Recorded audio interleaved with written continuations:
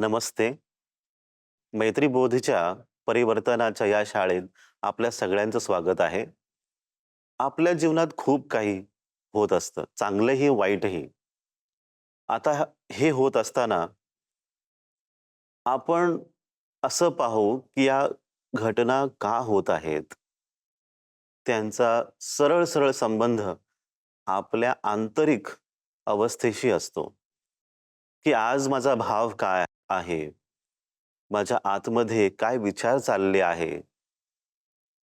त्या अनुसारच आपल्या आजूबाजूची परिस्थिती बनत असते, घडत असते. आता ही परिस्थिती बनते, तर का बनते? त्याचा उद्देश काय असतो? तर तुम्हाला काहीतरी शिकवायचं असतं. तुम्ही प्रत्येक परिस्थितीतून काहीतरी शिकता आणि मग पुढे तुमची वाटचाल सुरू होते. असा विचारही येतो आपल्याला कधी-कधी, की का म्हणून शिकायचं? मला शिकायचंच नाहीये. आपण जर असे जरी पाहिलं, तर तुम्हाला पाहायला मिळेल, की मनुष्याचा स्वभावच आहे शिकणे. तुमची इच्छा असो किंवा नसो, पण तुम्ही सतत कुठेही असाल, डोळे बंद असतील, उघडे असतील, झोपले असाल, जागे असाल, पण तुम्ही काही ना काही शिकतच असता.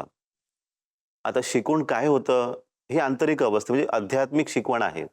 शिकत असताना आपली वाटचाल पुढे चालू असते. आपल्यात बदल घडत असतो. आता हाच बदल परिवर्तन आहे. शिकून बदल घडतो. बदलमुळे म्हणजे परिवर्तनाचा एक वेगळा अनुभव आपल्याला पाहायला मिळतो. तर ही जी शाळा आहे, हा जो परिवर्तनाचा वर्ग आहे, तुमची ही शिकण्याची जी प्रक्रिया आहे, त्याला सोप्पं करण्याचा प्रयत्न करतो, की तुम्ही लवकर शिका आणि पुढे तुमची वाटचाल सुरू ठेवा.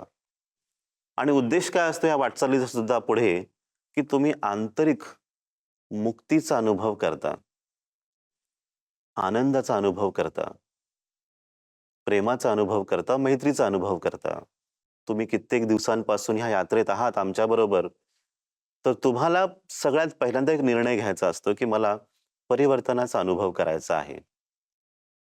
तुम्ही हा पहिल्यांदा आता हा व्हिडिओ पाहत असाल, ऐकत असाल, तर पॉज करा आणि पहिल्यांदा निर्णय घ्या, की मला माझ्या आयुष्यामध्ये परिवर्तन पाहायचं आहे, घडवून आणायचं आहे.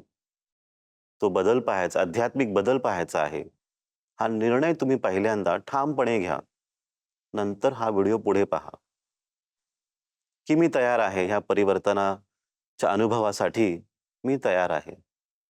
मग नंतर आता पुढची गोष्ट काय? परिवर्तनाचा अनुभव करण्यासाठी आपल्याला पुढे काय करायचं आहे? की आपल्या त्या विचारांमध्ये परिवर्तन आणायचं असेल, तर जोर जबरदस्ती करायची आहे का? आपल्या विचारांबरोबर आपल्याला काहीतरी लढायचं आहे का?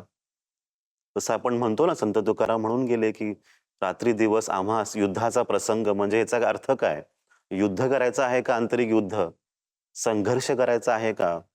आंतरिक स्तरावरती, की मला माझ्या विचारांना सतत जोर लावून, तप करून बदलायचं आहे.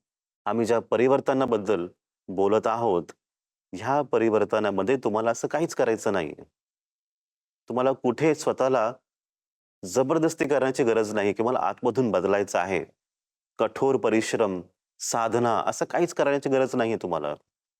तर तुम्हाला फक्त इतकं समजून घ्यायचं आहे, की वाहत राहायचंय. विचारांचा जो प्रवाह आहे, त्याला वाहत राहू द्या. त्याच्यामध्ये तुम्ही कुठेही अडचण आणण्याचा प्रयत्न करू नका किंवा काही ब्लॉक टाकण्याचा प्रयत्न करू नका. विचारांना थांबवण्याचा प्रयत्न करू नका. विचार हे पाण्यासारखे असतात. जसं पाणी वाहतं नेहमीच, नदी वाहते, नदीचा प्रवाह तसेच तुमच्या आतमध्ये सुद्धा तुमचे विचार वाहत असतात, निरंतर. तर तुम्ही ह्या विचारांना मध्ये थांबवण्याचा कधीही चुकून प्रयत्न करू नका. कारण की जेव्हा आपण हा प्रयत्न करतो म्हणजे पाणी आपण थांबवून ठेवतो, खूप काळ आणि पाण्याची पातळी वाढत जाते. धरण एक दिवस तुटणारच आहे, फुटणारच आहे ते. तसंच आपल्यालाच त्रास होणार एक दिवस विचारांना रोखून ठेवल्यामुळे. तर विचारांना सतत वाहत जाऊ द्या. काही करण्याची गरज नाही. खूप आध्यात्मिक साधक असतात. त्यांना कळत नाही की विचारांचा प्रवाह म्हणजे काय? त्यांना वाहू देणे म्हणजे काय? तर इथे साधं सोप्पं एक समज आहे, की जे पण तुमच्या आतमध्ये आता चालू आहे, चांगले किंवा वाईट अनुभव, तुम्ही आनंदी असाल किंवा दुःखी असाल, त्याच्याबरोबरच राहा. त्याला बदलण्याचा प्रयत्न करू नका. दुःखी असाल तर उगाचच हसण्याचा प्रयत्न करू नका जोर जबरदस्तीने. रडू येते तर रडा. जेव्हा आनंदी असाल तर आनंदीच राहा. तर जे होतंय ते होऊ द्या. काही उगाचच बदलण्याचा प्रयत्न करायचा नाही. त्याच भावनेबरोबर राहा, तसंच वाहत राहा.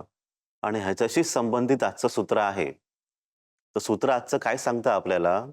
विचार सांगे, निरंतर वाहे. विचार सांगे, निरंतर वाहे.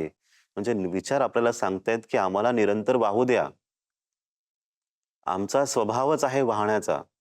तर आम्हाला वाहू द्या. कुठेही तुम्ही हस्तक्षेप करू नका. विचार वाहत जाऊ द्या. तुम्हीही सत्य पाहाल त्याच्याबरोबर. त्याच्याबरोबर परिवर्तन आपोआपच तुमच्याबरोबर होत राहील. हे सूत्र तुम्ही सगळे आजपासून पुढे 7 दिवस ह्याच्यावर विचार करा, चिंतन करा, मनन करा. काही प्रश्न असतील ह्या सूत्रावरती तर तुम्ही नक्कीच आम्हाला विचारा. पुढच्या आठवड्यात आपण पुन्हा एकदा भेटू. एक नवीन शिकवण घेऊन येऊ, नवीन विचार घेऊन येऊ. तुमच्या सगळ्यांचंच कल्याण हो, सगळ्यांचंच मंगल हो. नमस्ते.